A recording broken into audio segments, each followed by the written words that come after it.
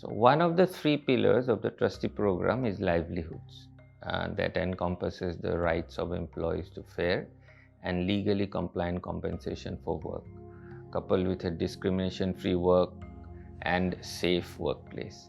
Now, the fundamental premise here is that all work is voluntary and is carried out with the full consent of the employees to the terms of employment.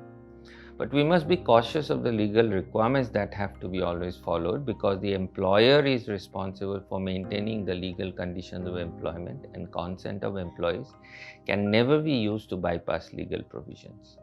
Now, two very crucial focus areas for the trustee program are protection of women from sexual harassment in any form and prohibition of employment of legally underage children that is not in conformance with legal provisions.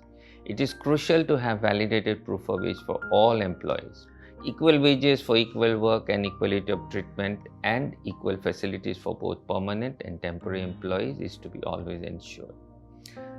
The facilities for the employees must always be strictly in accordance with legal provisions, and the employer has to ensure he is keeping himself aware of the same, including any changes to the regulations.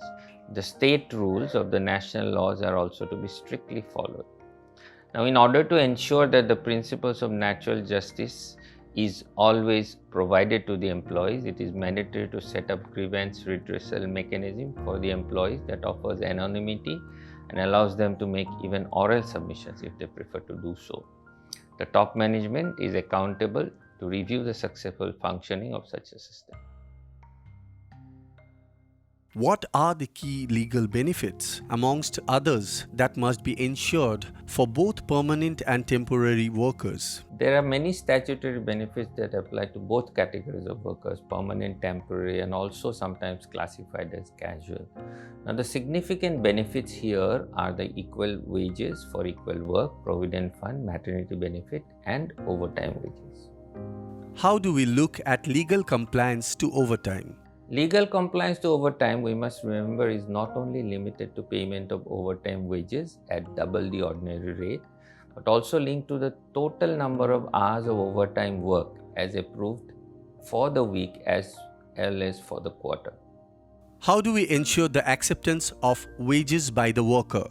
It is very essential for the employer to have the detailed wages with breakup indicated to the worker via a salary slip or a wage register and record the acceptance of the same.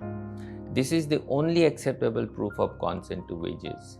Any dispute should be recorded and a mutually acceptable action taken on the same should be recorded.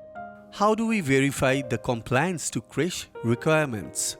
The regulatory requirement for a mandatory creche facility states that if on any given day in the preceding 12 months, 50 or more women workers, either permanent or temporary or casual, are employed, then it has to be set up. However, the creche must meet a number of other legal requirements based on the state rules of the Plantation Labour Act.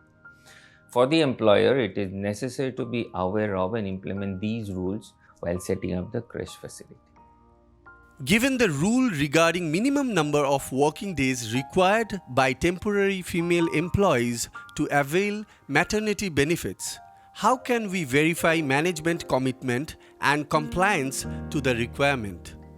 While the government has specified the minimum number of days of employment for temporary workers' eligibility for maternity benefits, it is crucial to check the management commitment to the spirit of the law.